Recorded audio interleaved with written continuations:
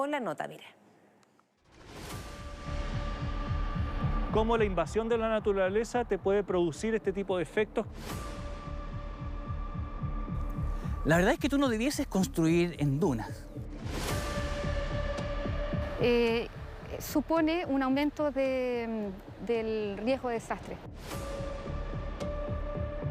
Esta es la postal del peligro, el mejor ejemplo de cómo no se hacen las cosas, la evidencia de una normativa al menos débil, que a todas luces no considera de manera seria el riesgo. La Torre Kandinsky en Reñaca, ahora tristemente conocida como el edificio fantasma, uno cuyo lugar de construcción puso en riesgo la vida de 11 familias que hoy no pueden volver a lo que consideran su hogar. Todo el mundo hablando del tema, ¿ah? Todo el mundo hablando del tema. Pero en general yo te diría que la fundación, que los edificios llegan hasta un punto donde efectivamente las bases son suficientemente sólidas. Así que no debería haber drama. Por supuesto que hay que tomar medidas lo más rápido posible, porque ahora si tú ves ahí hay un espacio que antes estaba ocupado por tierra donde ahora no hay nada. Entonces, por supuesto que las condiciones en las cuales este edificio se está desempeñando son distintas y por lo tanto hay que tomar las medidas para reparar esto lo más rápido posible.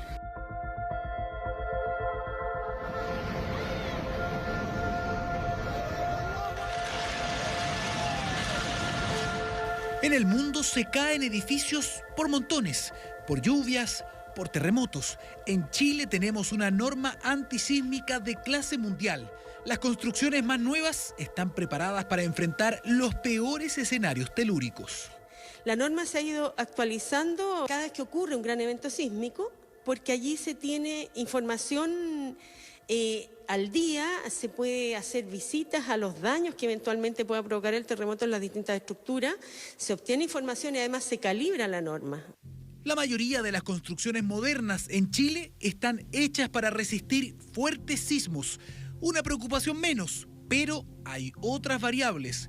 Por ejemplo, la planificación urbana. Hay que planificar muy bien dónde instalarse y buscar los lugares idóneos.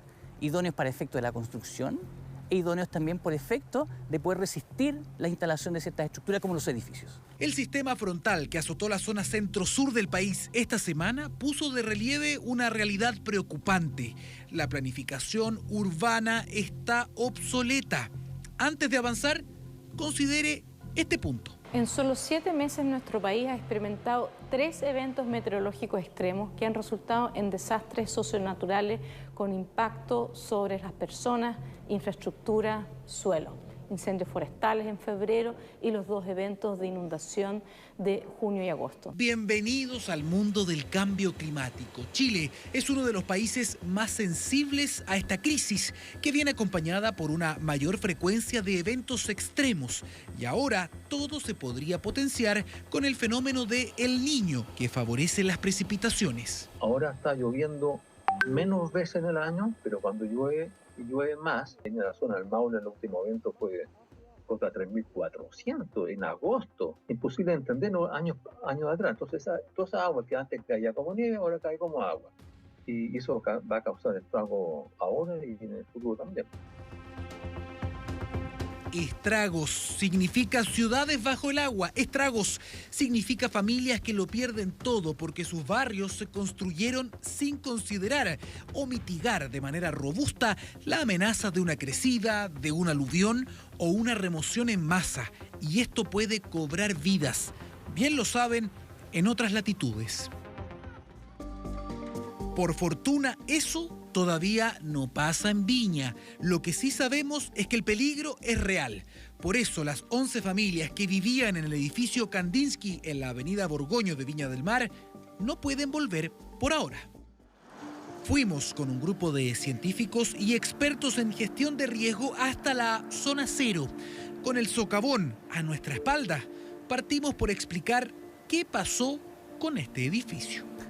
Una tubería mal mantenida seguramente o que se le asumió un caudal mucho mayor que el que podía soportar por cálculo, botó agua y eso provocó que la arena no consolida, es arena en una duna que es vieja, pero no es tan vieja para que sea litificada. Entonces sigue siendo arena y el agua se lleva a la arena. Se empezó a profundizar, se generó una quebrada, esa quebrada dio paso a un socavón y hoy día tenemos esta estructura, ¿no es cierto?, que prácticamente está amenazando la estabilidad de este edificio. ¿Va a colapsar esta torre por una remoción en su base? Ahora, un nuevo estudio de ingeniería debería determinar esa posibilidad. Pero este edificio es solo el síntoma de una patología mayor. La urbanización en dunas costeras atenta contra la seguridad de la población y del ecosistema completo. La verdad es que tú no debieses construir en dunas, porque es arena.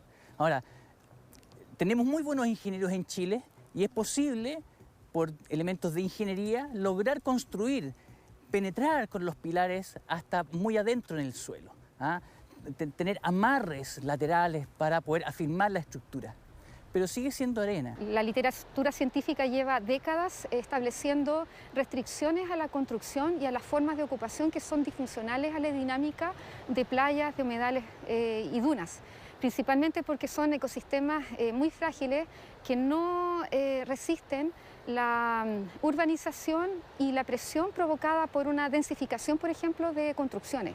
Pero con todo lo que hemos escuchado, ¿cómo se puede construir un edificio en una zona con un claro riesgo de remoción en masa?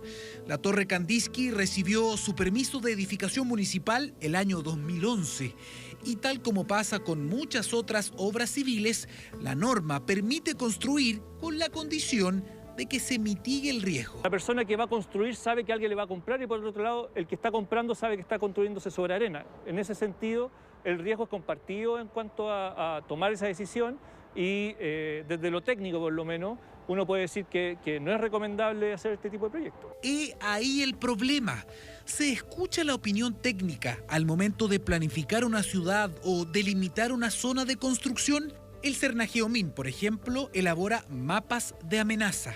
Ellos hacen informes completos cuando terminan los planes reguladores comunales. Información hecha por geólogos de primer nivel que se le entrega a las autoridades locales y regionales toda la información. Los planos son excelentes, de clase mundial. Pero llega hasta ahí nomás.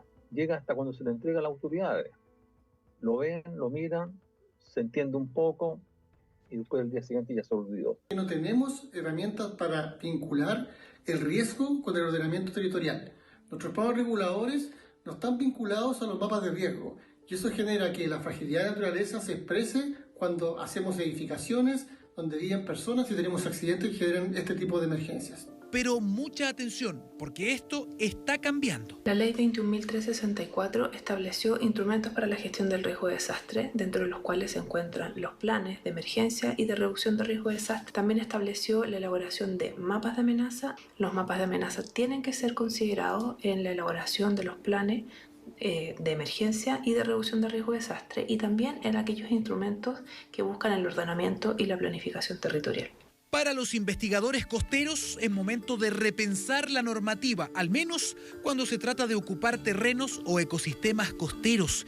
Y no se refieren solo a la Torre Kandinsky. Bueno, ejemplos como esto y además otros, por ejemplo, proyectos inmobiliarios emblemáticos como Punta Piquero, como San Alfonso del Mar, como Santa Marina del Mar, están llamados a revisarse porque no son modelos de ocupación que nosotros queramos hacer de acuerdo a los desafíos del siglo XXI. Desafíos que tienen que ver con el cambio climático, mega incendios temporales, inundaciones, marejadas.